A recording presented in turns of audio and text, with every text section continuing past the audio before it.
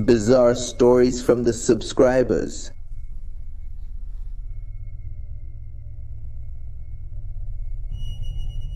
Hello Leo Augusto, my name is Drowsinho Games and I'm going to tell you my bizarre story that happened to me about 6 years ago. When I was little, my father worked in a coal mine, but not digging there, man. He was actually the night watchman. He went every night except on weekends. When my mom had to work late at the hospital, I couldn't stay home sleeping alone, so he would end up taking me to his work, and his shift started at 7 in the evening until 7 in the morning. So I went. The first time I went, we slept inside a tractor, man. I remember my back hurting the next day, and we were pretty cold. A few days later, my dad managed to get the key to the office, which was on the same property as the mine, so I could sleep more comfortably. Right, man? So I went with my dad for a few days. Every 2 hours, he would go inside the mine to check if everything was okay, to see if no one had gotten in without him noticing. While he did these night rounds, I would just sleep peacefully in the hammock, right, man? Inside that office there.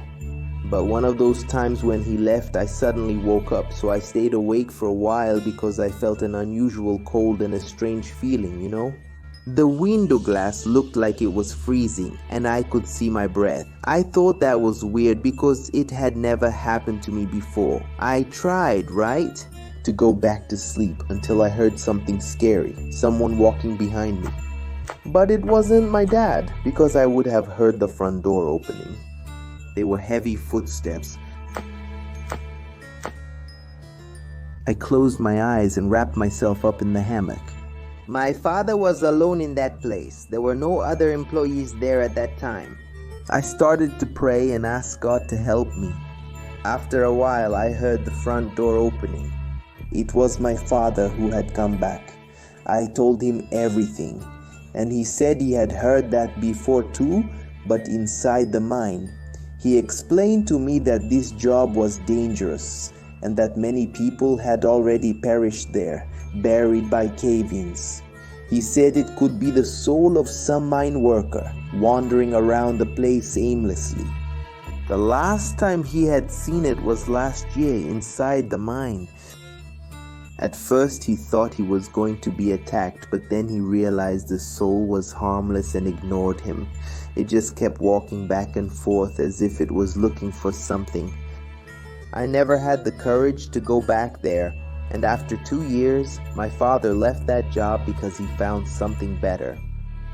Thank you for reading my story, Leo. This video is brought to you by Leo's store. Take a look there, there are several comics for you.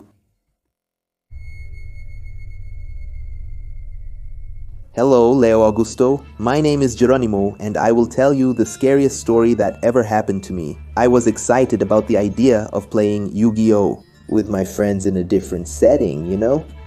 We decided to go to the city cemetery to add a dose of excitement and mystery to our game. Are you guys sure this is a good idea? Coming to a cemetery at this hour, guys? But of course, aren't you tired of playing only at school or at home? In Yugi's cartoon, I've seen them dueling in a cemetery and it's really cool, man. I don't care about the place, I just want to play. My deck had a lot of undead, so it would be the perfect combination, right? The darkness was thick and the feeling of fear was present. We chose a flat, smooth tombstone to be our improvised game table. Sitting on top of it, we started to duel. Focused on our strategies and the cards in our hands.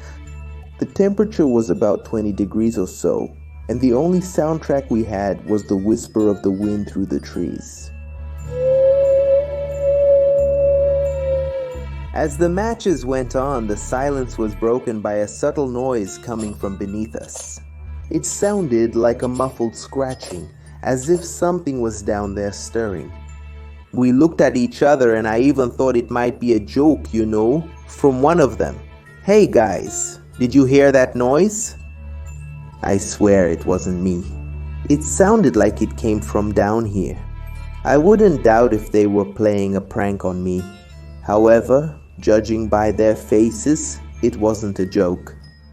Hey guys, what if it was the devil who came to get us because we're playing this game? Oh no, I always thought I would go to heaven. The devil came to get us. My grandma did say this game was the devil's work. Why didn't I stay away from this, damn it? Before we could even speculate about what was happening, a weird sound came from inside and something hit the lid of the tombstone we were on with force. The blow came from the inside out, making us kind of get thrown out of there, man. The impact was so strong that my heart almost jumped out of my throat. We looked at the tombstone lid, waiting for something to reveal itself. For a moment, everything went silent. I couldn't blink and suddenly the lid moved again. It seemed like something wanted to come out from inside to break free. Fear took over us, and without thinking twice, we ran out of there, man, heading toward the cemetery exit. Even after running 3 blocks, I could still feel that evil presence coming after us. When we got home, breathless and scared, we locked ourselves in my room and started talking about what happened. What we witnessed was something inexplicable and terrifying. It seemed like it had come straight out of the cards. But no, Leo, it was real. We never played Yu-Gi-Oh! Again. In a place like that, fear had settled in our hearts, leaving us marked by this terrifying experience. That's messed up.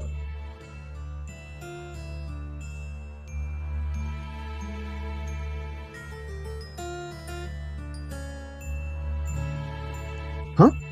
What is that? Satan's little cards. Kids these days. I didn't know the trend now was to desecrate graves. Damn kids, they only give me trouble. Hi Leo, I'm Kaio and I'm going to tell you my bizarre story. It all started when my brother Bruno and I were coming back from school. It was late afternoon and it was almost getting dark. We ended up finding a little bag near the curb. When we opened the bag, we found a black feather. My brother picked it up and put it in his pocket. He said it was probably nothing and called me a coward. So I told him to drop the bag because it could be something bad. He started laughing at me and called me a coward again. When we got back home, he took the little bag and hid it from me. He said the following: if you want to get the little bag out of the house, find it and then throw it in the trash. I searched for many hours and couldn't find the damn little bag. When night came, we went to our respective rooms to sleep. As I was falling asleep, I heard him scream really loud, "Leo Augusto." I ran to his room and he told me, full of fear, that he saw a guy in a black hood near him. He said you couldn't see the face of this creature because it was surrounded by shadow. He also said the following: "Thank you for freeing me, boy." Then he said that when I was getting close to his bedroom door, the creature left through the window. To this day, this story still haunts us. More him than me, right? Because he had direct contact with that supernatural creature. That's crazy. After that, he never picked up anything from the street again that he found. What if another creature came to bother him? Right, man? Thank you for reading my story, Leo Augusto. Hello, Leo Augusto. My name is Rogerino Domine. I'm 14 years old, and I'm going to tell you a dark and scary story that happened at my school last year. At that time, there was a guy named Wesley studying there. He had a problem with his foot that made it look like he had an elephant's foot. Man, seriously, his foot was grotesquely swollen. Impossible not to notice. Especially at school, right, man, where everyone makes fun of anything. If your hair has a single strand out of place, they'll tease you for that until you leave school. Imagine having a foot like that, man. Wesley was constantly called Elephant, and he couldn't stand hearing jokes every day anymore. At any moment, someone would bother him. Even during a test, man, someone shouted out, right? They said, "Elephant." And everyone started laughing, man. Even I made fun of him, you know? I joked around with him a bit, but I stopped immediately after I saw him crying in the bathroom. It was really tough to witness that moment when his face was taken over by sadness. Then on a tragic day, something sinister happened. Something that would change the school's history forever. We were on break when we heard deafening screams. A crowd formed around someone, and when I got closer, I saw a student lying on the ground. Apparently not breathing, he had fallen down the stairs, hitting his head with a horrifying crack. Those who were nearby started accusing Wesley, claiming that he had put out his elephant foot in front of the boy with the cruel intention of hurting him as a sadistic revenge for the bullying he suffered. Believing it was just an accident was unthinkable at that moment. The atmosphere was filled with suspicion and malice. However, from that fateful day on, no one dared to call Wesley an elephant anymore. A supernatural fear seemed to hang in the air. When he walked by, the students clung to the wall with an absurdly terrified expression, as if they were avoiding an encounter with something bad. Wesley's dark reputation spread through the school like a curse. After a few months, he abruptly left the school, leaving everyone relieved at his departure. The real reason seemed shrouded in mystery and speculation. Some said he had been consumed by anger and committed that act, and a few claimed he was simply seeking a fresh start somewhere else where he could escape all that stain. To this day, I'm not sure what really happened that morning, but Wesley's story still haunts my mind to this day. I always find myself thinking about what happened that day. Hello, Leo Augusto. My name is Jamison and I live in Acre. Every day my mother had to call me several times before I finally got out of bed. I just couldn't resist the temptation to stay a few more minutes in that feeling of comfort and deep sleep. One day, my mother, tired of fighting against my morning resistance, decided to take action. She found an antique shop in a hidden part of the city and discovered a peculiar pillow. The shop owner told her that the pillow had specialized technology to make a person wake up early, as it provided enough comfort to satisfy sleep in less time. It would make me wake up at the right time. Without exception, my hopeful mother bought the pillow, believing it would be the perfect solution to my problem. The next day, something strange happened. I woke up suddenly, feeling something different in the air. When I looked at the clock, I realized I had woken up much earlier than usual.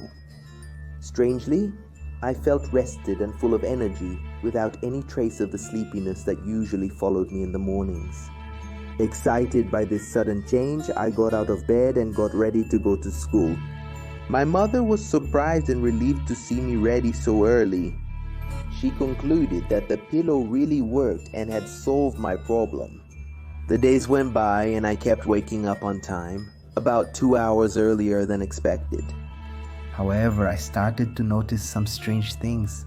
Sometimes while I was getting ready to sleep, I felt an unsettling presence in the room. It was as if something was watching me as I fell asleep, but every time I woke up, there was nothing out of place. One night, something terrible happened. I suddenly woke up with immense pain in my head, screamed in agony, and when I touched my head, I noticed small deep bites accompanied by blood. I panicked and ran to my mom's room, scared and confused. I told her about the bite I had on my head and said that it was the pillow that had attacked me. She was incredulous and thought it must have been some animal that got in there. I don't know, maybe a spider, a dog, a cat. I don't know what animal it was that got in, but it must have bitten me. She searched the area but found nothing. She attempted to soothe me so I could return to sleep. I couldn't sleep in my room, so I stayed in hers. I knew what had happened. That mysterious pillow wasn't from this world and something sinister inhabited it. My mom, now worried, decided to investigate the origin of that pillow. She went back to the antique shop and found out that the place had suddenly closed down. There was no trace of the owner, nor any information about where he came from. Aware of the danger that pillow represented, my mother decided to get rid of it. She threw it away, but I still had constant nightmares about that blow I took to the head. And to this day, I still feel very strong pain in my skull. Bizarre stories from the subscribers. Hello Leo, I'm Gustavo. I'll share a story from when I was 9. The day after my birthday, I had just gotten home from school and went straight to take a shower. My mom had told me she was going to the market with my dad to do the monthly shopping. She asked if I wanted to go, but I said I'd rather stay home to relax a bit. I never had a problem being home alone, at least until that day. I was used to waiting for my parents to get home from work and would spend the time playing video games. But when they left that day, something strange happened. While I was in the bathroom, I heard some noises coming from the living room. Right away I thought, did they forget something and come back to get it? It had happened before that my dad forgot his wallet and came back. I forgot to tell them to buy my favorite stuffed cookies. So I went to the living room to let them know, but when I got there was no one, just things scattered on the floor. Could it have been the little dog who did this? But she was in her little house outside in the yard. After taking a shower, I went to get changed and stayed there in my room waiting for my dad and my mom to get home. However, I heard a noise again. And when I looked at the hallway, I saw a shadow. I got scared right away, but I thought about going there to see what was happening. And suddenly I see Leo. It was the spirit of my late brother who had drowned years ago. He came toward me. I didn't run because I knew he didn't mean to hurt me. Then he gave me a hug and he disappeared. For a second, I felt his body touching mine. And right after that, my dad and my mom arrived. I told them what happened. And they got emotional too. That was the only time it happened. I never saw him again. Thank you for reading my story. Hey Leo Augusto, my name is Lucas and I'm going to tell you a story. Chilling that I experienced when I was just a boy. I lived in a quiet town. There was a narrow street that I had to walk through every day on my way to school. On that street, there was a beggar named Tonio Dogoro who always sat on the ground and kept mumbling to himself. From the first moment I saw that old man, a chill ran down my spine. There was something disturbing about that man, but I didn't know what it was.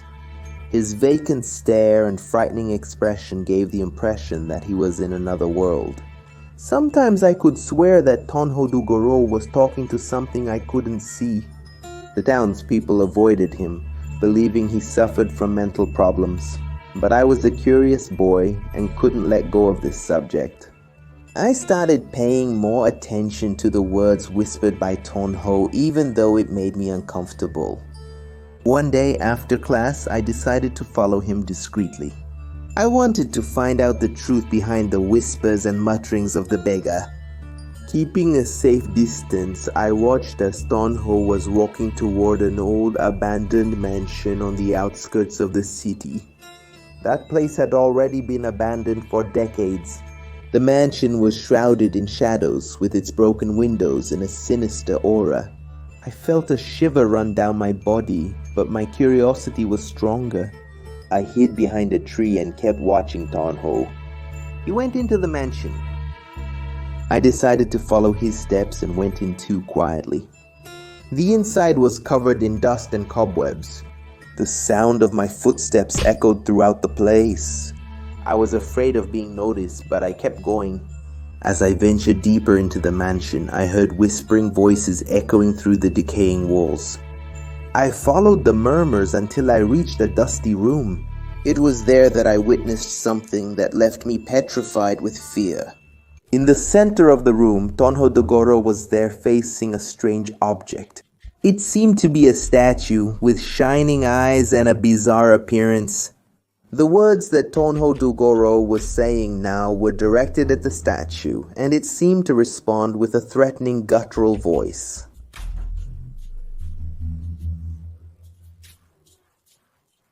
At that moment, I realized I was witnessing an encounter with the supernatural. My feet seemed glued to the ground, unable to move away from that horrifying scene. I knew I needed to get out of there as soon as possible, before I was discovered, right? With great effort, I managed to slowly move away, slipping through the shadows of the mansion. I finally left the haunted building and ran home. where I locked myself in my room and stood there for hours, trembling and reflecting. After the frightening event at the abandoned mansion, my curiosity kept consuming me. I needed to understand exactly what was happening between Tonho Dogoro and that sinister statue, so I decided to investigate further through research and conversations with people who had some knowledge about that mansion. I discovered that this statue was known as the Grave Idol. According to the region's legend, the idol is an ancient and powerful artifact connected to dark forces, and the purpose of this statue was to communicate with those who were in tune with the supernatural world and take advantage of them, draining their life energy, causing them to slowly waste away more and more. In the case of Tonho Dogoro, his contact with the grave idol ended up being a curse, as he became an instrument in the hands of the evil object, being dragged further and further into the supernatural world and gradually losing his sanity. After a few months, Tonho Dogoro was found lying lifeless in the street. They attributed his death to heavy alcohol consumption and ignored the fact that he was going to meet with that bizarre statue. After a few months, I gathered my courage and went there. There was no statue in there anymore. Thank God I moved out of that city, but I believe that thing could be anywhere just a block away. So be careful.